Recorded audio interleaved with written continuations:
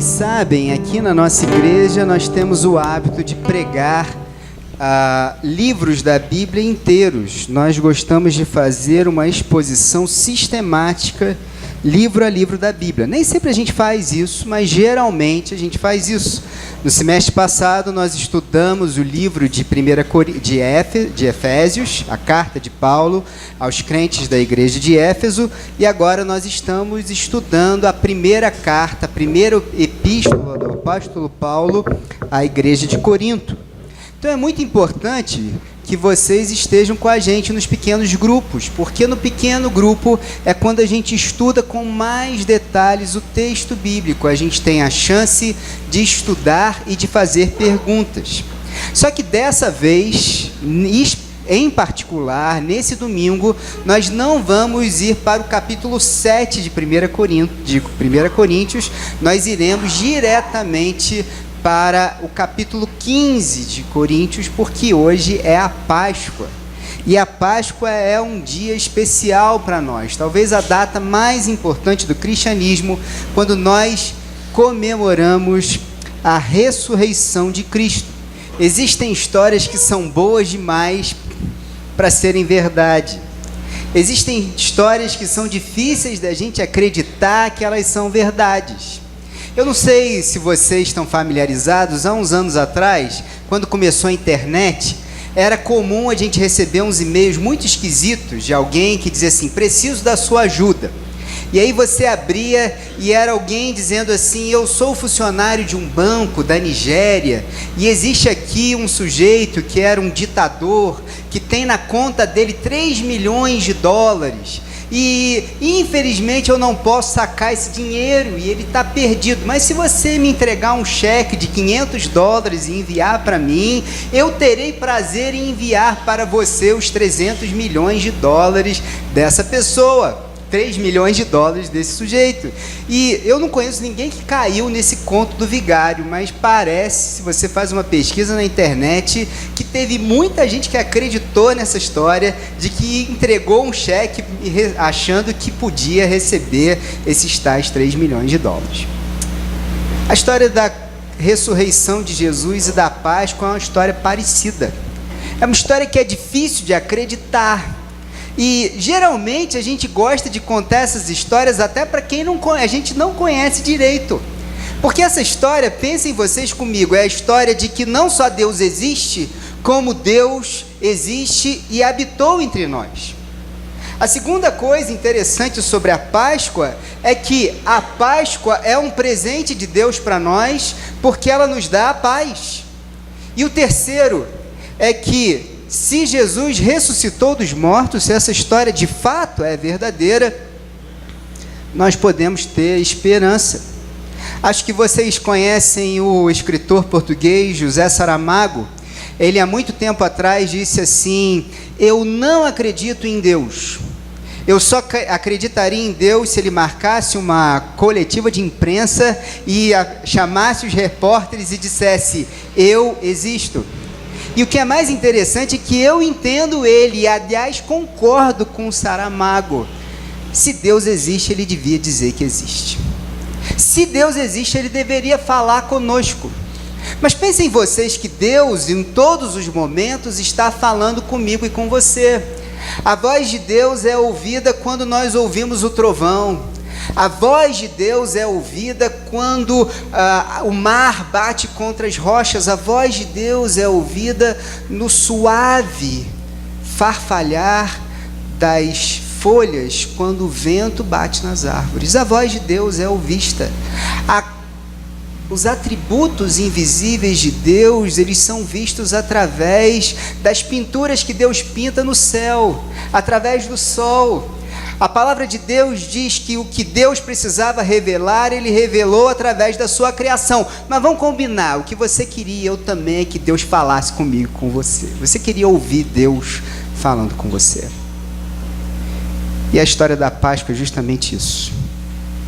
A história da Páscoa é que não só Deus veio falar conosco, mas Ele entrou na história porque Ele engravidou uma mulher que era virgem, chamada Maria, E de lá surgiu o nosso Senhor Jesus, o Deus Emanuel, e ele veio a habitar entre nós. A história é que não só Deus existe, mas quando ele esteve conosco, ele não simplesmente deu uma coletiva de imprensa, mas ele falou com as pessoas que não tinham voz e nem vez no seu mundo e na sua época. Ele falou com as pessoas que não tinham as oportunidades de serem ouvidas. Ele curou os cegos, ele deu vista aos cegos, ele deu voz às pessoas que não tinham voz, ele limpou os endemoniados, ele ressuscitou os mortos, ele andou sobre as águas, ele morreu na cruz do Calvário por mim e por você. A segunda coisa que Jesus fez é que Deus nos deu uma das coisas mais preciosas que eu e você podemos querer.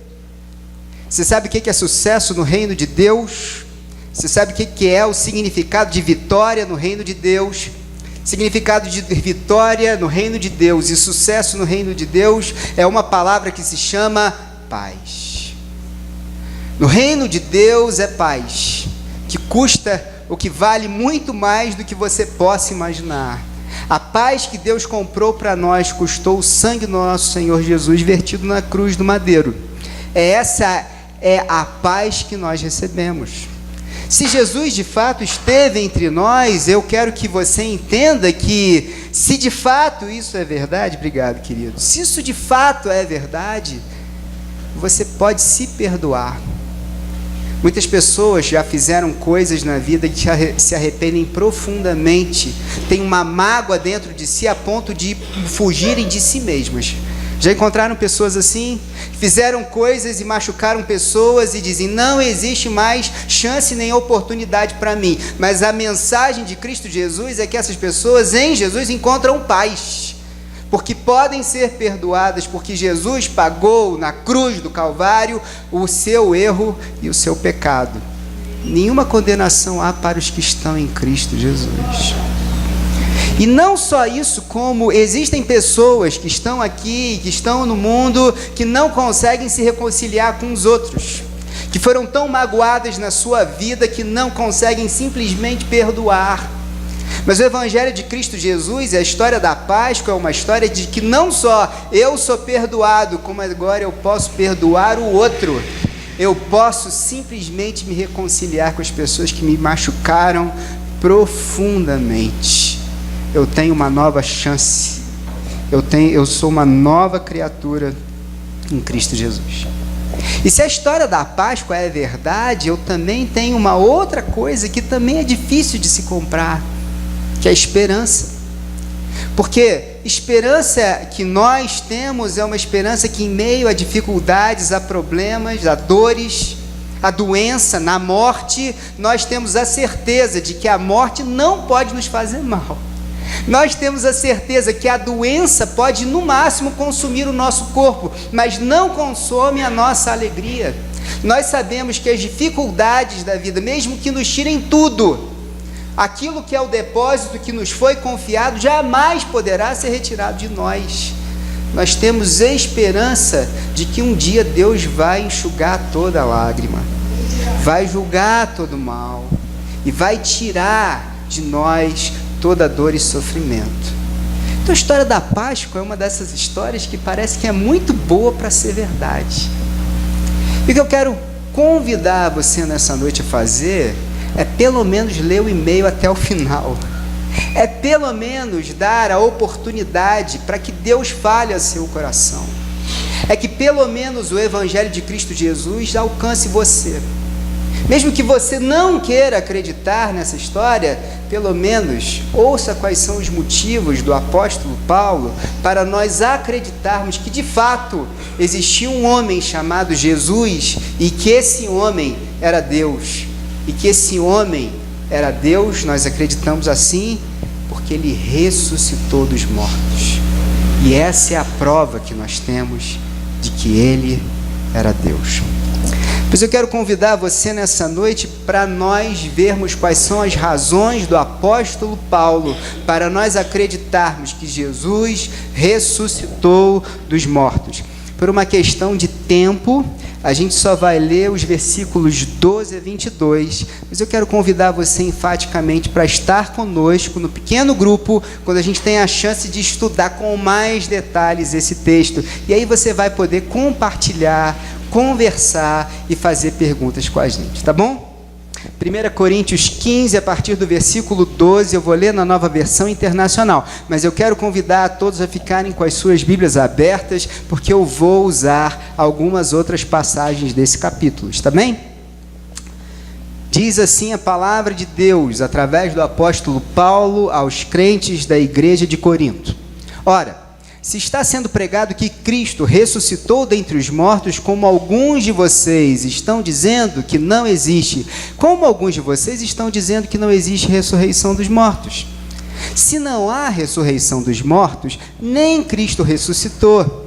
E se Cristo não ressuscitou, é inútil a nossa pregação, como também é inútil a fé que vocês têm. Mas que isso seremos considerados falsas testemunhas de Deus, pois contra ele testemunhamos que ressuscitou a Cristo dentre os mortos. Mas se de fato os mortos não ressuscitam, ele também não ressuscitou a Cristo.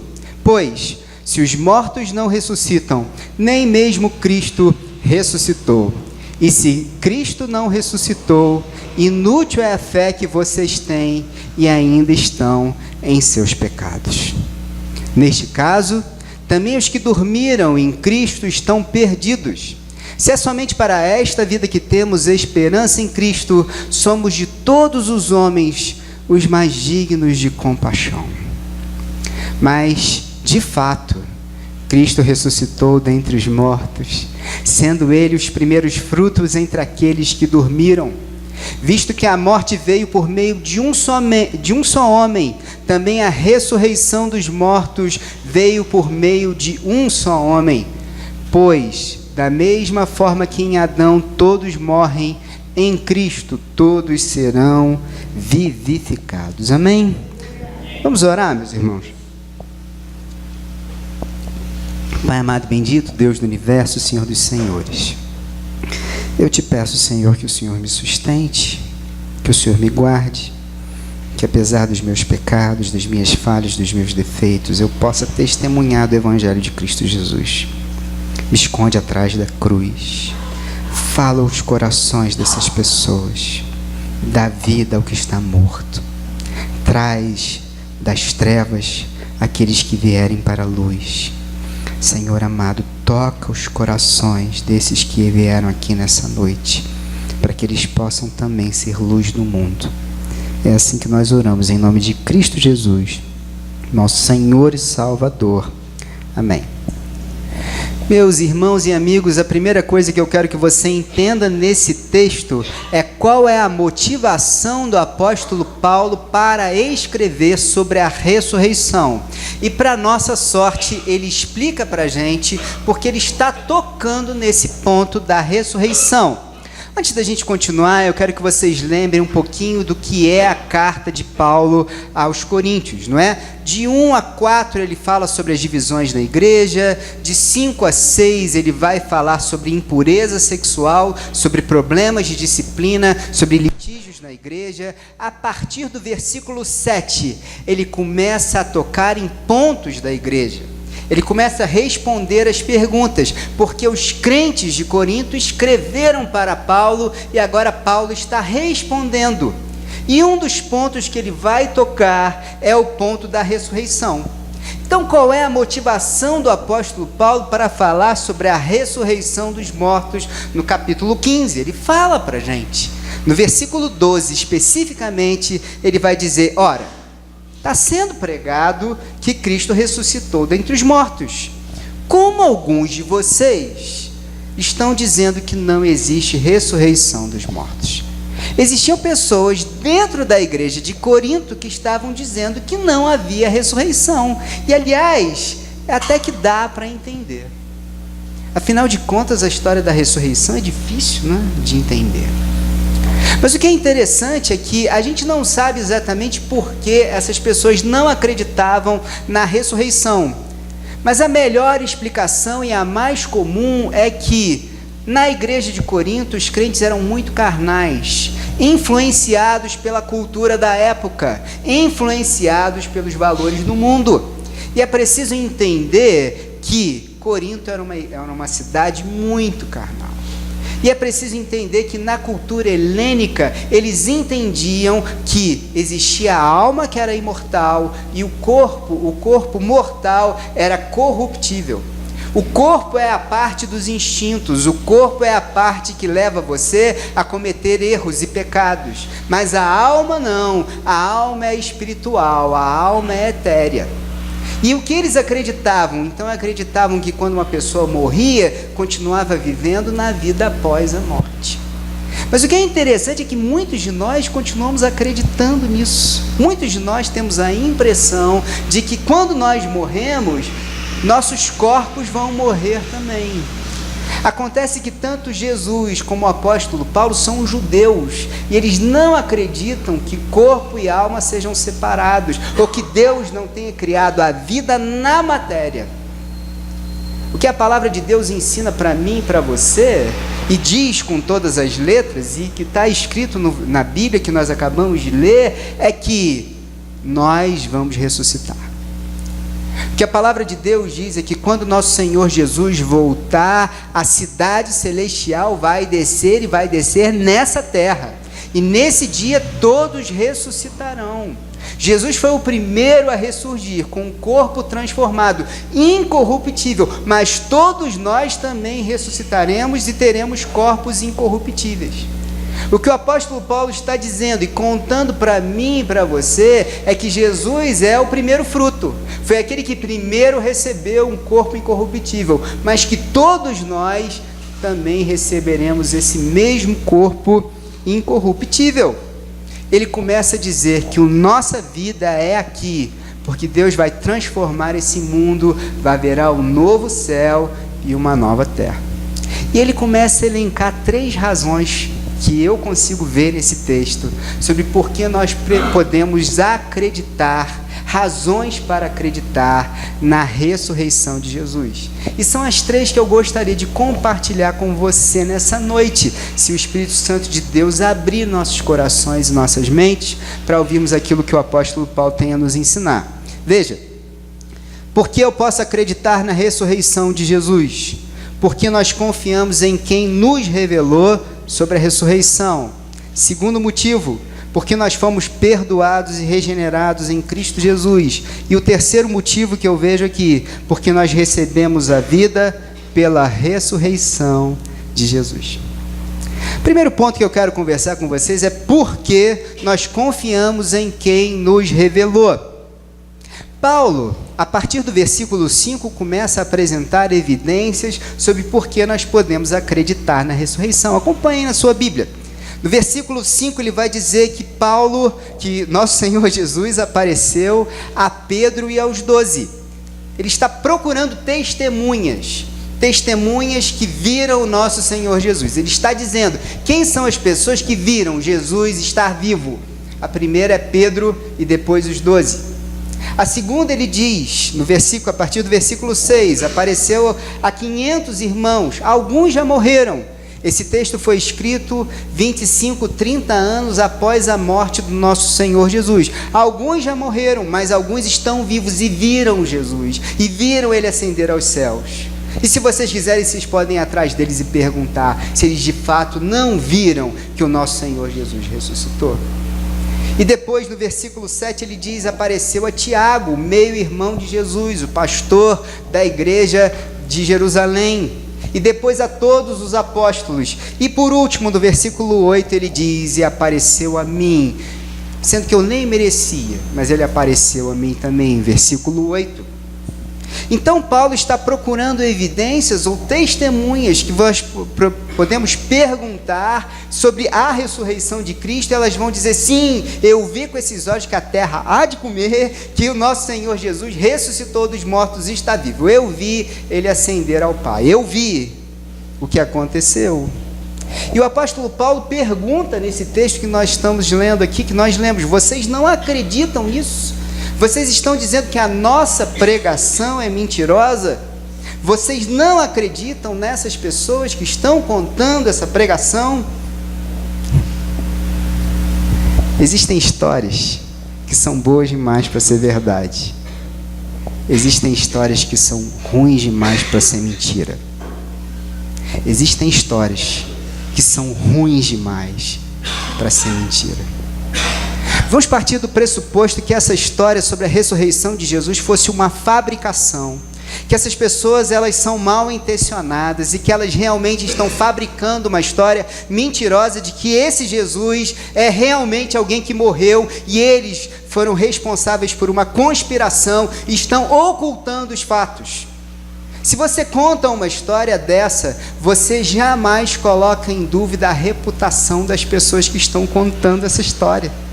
E essa história é tão ruim e tão cheia de problemas, que eles de maneira alguma ocultam quem são as pessoas que são as testemunhas da ressurreição de Cristo Jesus. Você acha que se Pedro fosse quem ele é, e ele estivesse mentindo, eles contariam que o Pedro negou Jesus? Quem é esse Pedro que no momento em que está vendo nosso Senhor Jesus ser humilhado e torturado na casa de Caifás, nega Jesus 3 vezes e diz: eu não o conheço? Sabe por que a Bíblia conta isso e conta com todas as letras que isso aconteceu? Porque a Bíblia não tem o mínimo interesse em ocultar os fatos. A Bíblia não tem interesse em fabricar uma história. A Bíblia tem um único interesse em contar a verdade como ela é. E ela conta das falhas morais de Pedro por um único motivo. É porque a verdade foi exatamente assim que aconteceu. A Bíblia não tem a menor intenção de ocultar os fatos. O próprio apóstolo Paulo, no versículo 9, vai se autodesautorizar, dizendo quem ele é. E ele apareceu a mim, sendo que eu nem merecia. Por quê? Porque eu era um perseguidor de cristãos. Esse próprio apóstolo Paulo se considera o maior dos pecadores. Esse próprio apóstolo Paulo diz diversas vezes: o bem que eu gostaria de fazer, se eu não faço, mais o mal que eu abomino, esse pratico, miserável homem que sou. Porque o apóstolo Paulo não esconde quem ele de fato é. Porque ele não tem esqueletos no armário. Porque ele não tem mentiras ou histórias a ocultar. Porque ele é um livro aberto. Porque os fatos da sua vida são conhecidos. E porque ele é quem ele diz que é que essa história é verdadeira. A Bíblia não tem intenção de te enganar de maneira alguma. E é muito provável que se você conhecesse esses tais 500 que estão aqui citados e andasse com eles de perto, eles iam descobrir que eles são parecidos comigo e com você. São pessoas com falhas morais, com defeitos, com erros, com dificuldades, com dores, com problemas como eu e você. Todas pessoas carentes do amor e da graça de Cristo Jesus. Então são nessas pessoas que a gente vai confiar? Aqui é um ponto essencial. Eu não confio porque eu confio neles. Porque quem me revelou que Jesus ressuscitou dos mortos não foi Pedro, não foi Paulo, não foram os 500, mas foi Deus. Quem me conta que Jesus ressuscitou dos mortos é Deus, e Deus não é homem para mentir. Desde antes da fundação do mundo, Deus já tinha contado que Ele faria por mim e por você. O apóstolo Pedro diz em 1,19 que o sangue do Cordeiro sem mácula havia sido conhecido antes da fundação do mundo. O que isso significa? Que mesmo antes que o primeiro casal pecasse, Deus já havia conhecido o nosso Senhor Jesus, e Ele já tinha separado o nosso Senhor Jesus para morrer na cruz do Calvário por mim e por você. Essa história é conhecida na Bíblia desde o início. Muito antes de Jesus aparecer na terra, a história da morte de Jesus já tinha sido contada pelos profetas e por aquelas pessoas que deixaram seu testemunho na Bíblia. Veja o que a Bíblia diz. O próprio Deus, em Gênesis 3,15, vira-se para a serpente, o diabo, e diz: e da semente da mulher sairá aquele que ferirá a tua cabeça. Ele já disse o que ele faria, que da semente da mulher sairia aquele que feriria a cabeça da serpente. Em Isaías 7,14 ele diz que de uma virgem sairia o Deus, o Filho Emanuel. Diz assim a palavra de Deus: portanto, mesmo o Senhor vos dará um sinal, 700 anos antes de Jesus nascer. Eis que uma virgem conceberá e dará à luz um filho e chamará o seu nome Emanuel. Isso foi escrito 700 anos antes de Jesus nascer. Essa história é verdade, essa história é real. A Bíblia diz pelo profeta Miqueias que ele nasceria de Belém Efrata, a cidade de Davi. A Bíblia diz que ele nasceria do tronco de Jessé, o pai de Davi. A Bíblia diz com todas as letras que o nosso Senhor Jesus haveria de morrer por mim e por você. O profeta Isaías diz em Isaías 53, no versículo 5: mas ele foi ferido por causa das nossas transgressões e moído por causa das nossas iniquidades. O castigo que nos traz a paz estava sobre ele, e pelas suas pisaduras fomos sarados. A Bíblia diz isso com todas as letras, muito antes de Jesus nascer, que ele haveria de vir ao mundo e morrer por mim e por você. O Salmo 122 conta com detalhes a morte de Cristo Jesus. Veja o que o salmista diz para mim e para você: transpassaram-me as mãos e os pés, posso contar os meus ossos. Todavia, eles me encaram com desprezo, dividiram as minhas roupas entre si e lançaram sortes pelas minhas vestes. Se você ler o Salmo 122, você vê a agonia do nosso Senhor Jesus revelada muitos anos antes de Jesus nascer. E o próprio Davi prediz a ressurreição de Cristo Jesus quando diz assim: por isso meu coração se alegra e o meu íntimo exulta, mesmo o meu corpo repousará tranquilo, porque tu não me abandonarás no sepulcro, nem permitirá que o teu santo sofra decomposição. A palavra de Deus diz para mim com todas as letras, com todos os pingos, com todas as profecias, de que o nosso Senhor Jesus viria, morreria por nós, ressuscitaria no terceiro dia. Ele é o próprio Deus encarnado, e Deus revelou assim na sua palavra. Então eu acredito na palavra de Deus, não porque eu participo de uma igreja, não porque eu ouvi um pastor, não porque eu sigo uma seita, não porque eu sigo uma igreja, mas simplesmente porque foi Deus que me revelou. E só Deus pode te convencer da ressurreição de Cristo Jesus. E se você pedir, Ele pode te dar provas disso.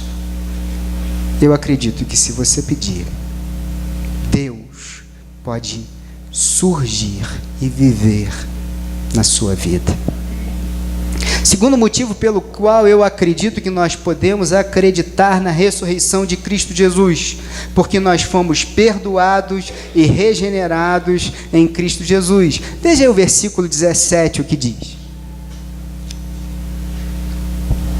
e se Cristo não ressuscitou, inútil é a fé que vocês têm, e vocês ainda estão em seus pecados.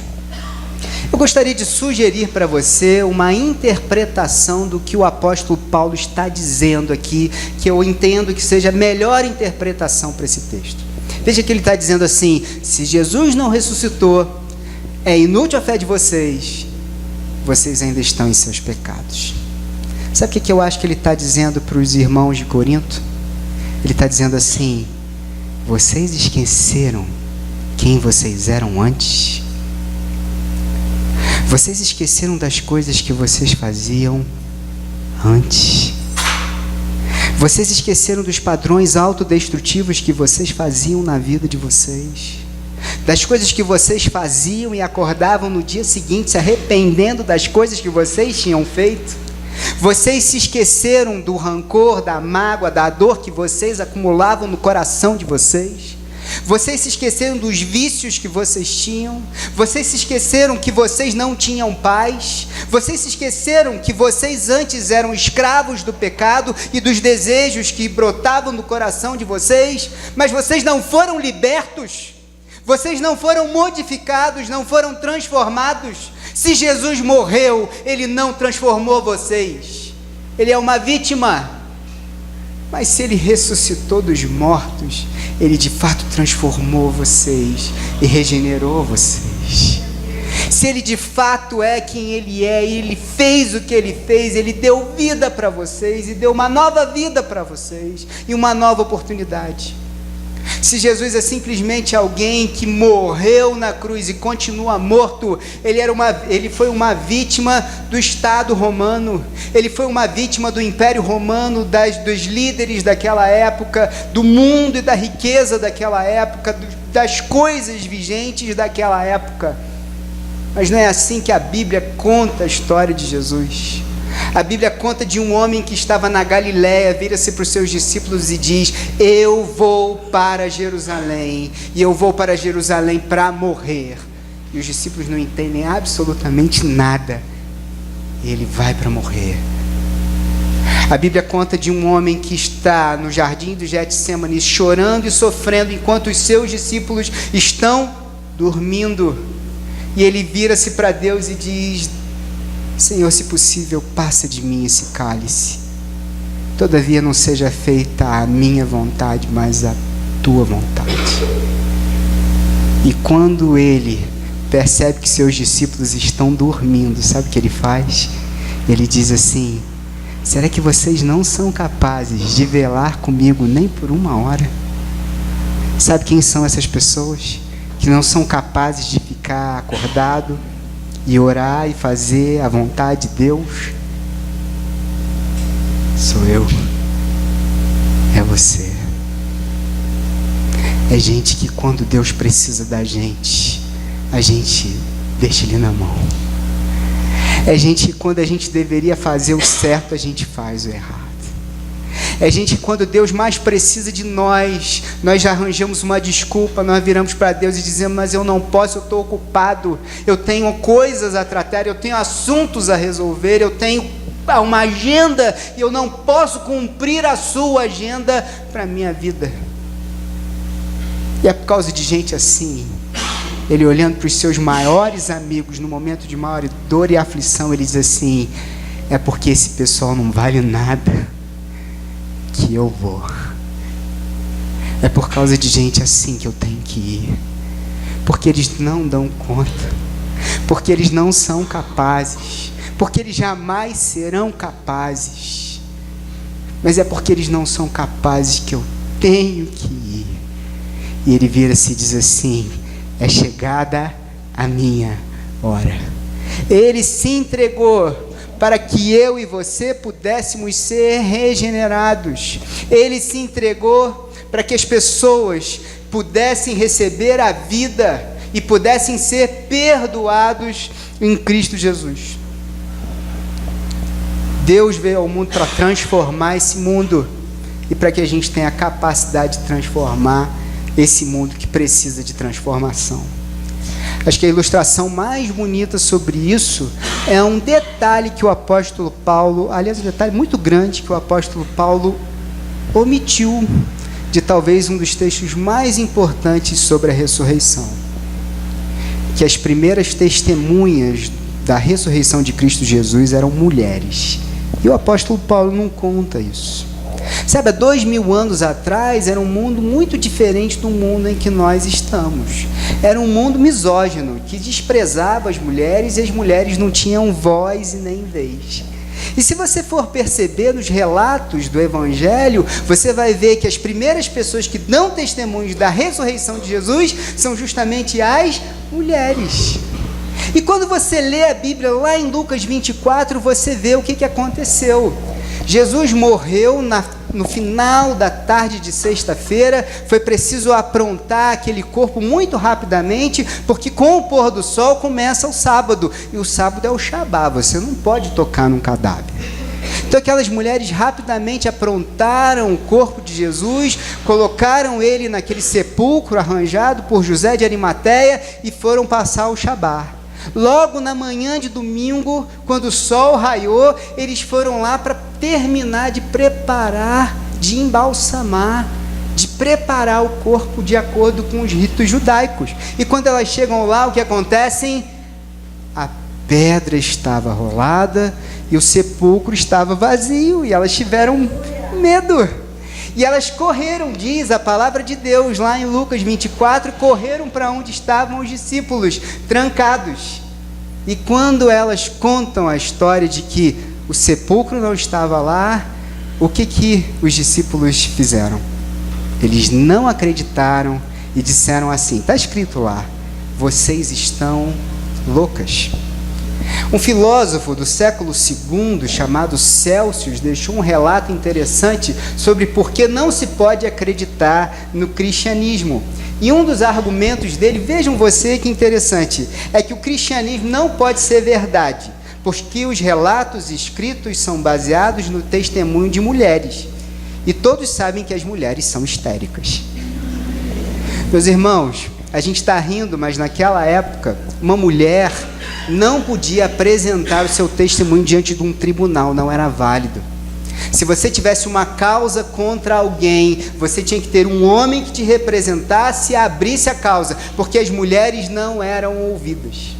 Mas veja que coisa interessante, Jesus é mestre em dar voz às pessoas que não são ouvidos, aos excluídos, aos que não têm vez e aos que não têm voz. Jesus é o primeiro que ouve as pessoas que nunca foram ouvidos. E quem é a pessoa que, em João, é a primeira pessoa a quem o nosso Senhor Jesus apareceu?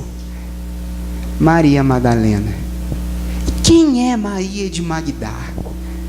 A Bíblia diz: foi uma mulher de quem o nosso Senhor Jesus expulsou 7 demônios. E a história de um demônio ou de uma pessoa endemoniada não é das melhores. O endemoniado é alguém atormentado.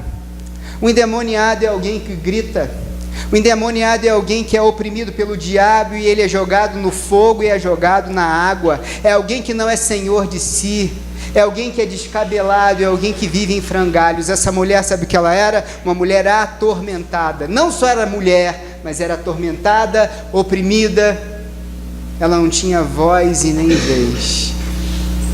Mas não é impressionante que Deus usou uma mulher como ela para ser testemunha do Evangelho de Cristo Jesus? Sabe por quê? Porque Deus é especialista nisso. Em pegar gente atormentada, em pegar gente excluída, em pegar gente que não acredita em si, em pegar gente que é oprimida e transformar em gente regenerada, transformada, nova. Foi isso que ele fez com Maria de Magdá. E quando eu começo a ler a Bíblia Sagrada, eu vejo que ele fez isso com Pedro também. Aquele homem que era um covarde, porque estava diante da pessoa mais importante da sua vida, ele está sendo humilhado, ele está sendo torturado, ele está sendo vilipendiado por aquelas pessoas, e ele não tem coragem de dizer: eu conheço. Esse homem se tornou um homem corajoso e foi até o final disposto a morrer pelo Evangelho de Cristo Jesus. É isso que Deus faz comigo e com você. Transforma covardes em homens de verdade. Gente que vai até o final, que diante do mundo e das coisas do mundo não se omite, mas que quer ser transformação. Ele pega um homem como o apóstolo Paulo, que era um perseguidor de cristãos, um homem orgulhoso, que se achava o melhor de todos da sua geração, e transforma ele num homem quebrado pela força do Evangelho de Cristo Jesus, um homem que diz: vivo não mais eu, mas Cristo vive em mim, e a vida que agora vivo, vivo pela fé no unigênito Filho de Deus. Se Jesus não ressuscitou, tudo isso é balela. Mas se ele ressuscitou, Deus faz transformação nessas pessoas e faz transformação em você também, se você clamar. Eu quero dizer para você que eu posso crer, porque Ele nos dá a vida através da ressurreição de Cristo Jesus. Sabe, veja o que o apóstolo Paulo diz no versículo 18. Neste caso, se Cristo não ressuscitou, neste caso também os que morreram em Cristo estão perdidos. E esse é o último ponto, e com esse ponto eu termino. O que o apóstolo Paulo está querendo dizer, e eu entendo o que ele quer dizer aqui, é que se isso é verdade, não há por que acreditar que nós vamos encontrar os nossos entes queridos. Se isso é verdade, se de fato Jesus não ressuscitou, todos nós estamos mortos. Comamos e bebamos, porque amanhã morreremos. Mas se é verdade, eu posso crer amanhã. Se é verdade, eu tenho esperança na vida. Se é verdade, Ele vai voltar. Porque se Ele é de fato Deus, e se Deus não mente, e se a sua palavra é verdadeira, veja, Ele disse que viria, Ele veio. Ele disse que morreria, Ele morreu. Ele disse que Ele ressuscitaria, Ele ressuscitou. E Ele disse que vai voltar, Ele vai voltar. E se Ele vai voltar, Ele há de julgar os vivos e os mortos. E há de pôr um fim em toda iniquidade. Se é verdade, eu posso crer no amanhã. Minha avó teve um grande impacto na minha vida. É a última história que eu vou contar. E eu conto a história da minha avó de vez em quando para vocês. Minha avó me ensinou o Salmo 1. E ela não ensinou só a gente a decorar o Salmo 1, ela ensinou a gente a viver o Salmo 1 com a vida dela. Porque ela era uma mulher de oração. E o Salmo 1 conta o segredo da felicidade, não é? O que eu faço para ser feliz? Está escrito no Salmo 1.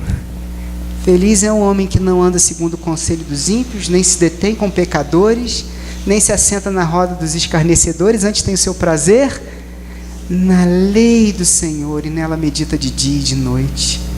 Pois será como uma árvore frondosa plantada junto a ribeiros d'água, cujas folhas não caem, e dá o seu fruto na estação própria, e tudo quanto fizer prosperará. Minha avó me ensinou isso, me ensinou com a vida. Mas minha avó também era uma poetisa, e ruim. E ela cismava em contar as poesias dela. E eu dizia, não, vó, um menino de 15 anos não quer ouvir a avó contando a poesia. E minha avó sempre dizia assim, as poesias delas sempre tinham uma metáfora que era o seguinte: os seus netos eram as joias preciosas dela. E eu tenho a impressão que ela foi a primeira pessoa a me fazer entender que as pessoas são um dos maiores bens que a gente pode ter na vida. E quando a Bíblia diz assim, não ajunteis tesouros na terra que a traça e a ferrugem consomem, mas ajuntais tesouros no céu, eu acho que a minha avó me ensinou o verdadeiro significado desse texto. Que a vida dela colocou os meus primos, meus irmãos, no céu. Ela juntou tesouros no céu. E esses tesouros são incorruptíveis e jamais serão retirados dela. Se Jesus de fato ressuscitou dos mortos, então um dia eu vou encontrar minha avó. Se de fato Jesus ressuscitou dos mortos, então de fato as pessoas que eu não vi mais, um dia eu reencontrarei. Se Jesus ressuscitou dos mortos, então há motivo para crer no amanhã. Se de fato Jesus ressuscitou dos mortos, o tempo urge, porque pessoas estão mortas e precisam ouvir do Evangelho de Cristo Jesus. E precisam ouvir que Deus é capaz de dar a vida. E aqui há algo que eu e você precisamos entender. Só Deus é capaz de dar a vida. Mas você tem as sementes na mão. E cabe a você lançar. E lançar a semente no chão é um ato de fé. Porque eu jogo no chão, eu não sei o que vai acontecer com essa semente, se ela vai germinar em boa terra, se o inimigo vai tirar essa semente e vai arrebatar essa semente do coração daquela pessoa, não. Mas eu sei de uma coisa: aqueles que deixarem a semente germinar, essa semente vai frutificar. Meu irmão, minha irmã, quero convidar o pessoal do louvor para vir aqui. Eu passei do tempo, me desculpem. Mas eu não posso deixar de fazer um apelo para você nessa noite. Você crê na ressurreição de Jesus? Você convidou Jesus para entrar na sua vida? Você crê que de fato Jesus ressuscitou dos mortos? Se você confessar Jesus como Senhor e de todo o coração crer que Ele ressuscitou dos mortos, você será salvo. Você crê na salvação que o nosso Senhor Jesus dá para você nessa noite? Você entregou a sua vida a Cristo. E você entende que Deus está te chamando para lançar as sementes, que Deus está te chamando para transformar esse mundo, para fazer diferença nesse mundo.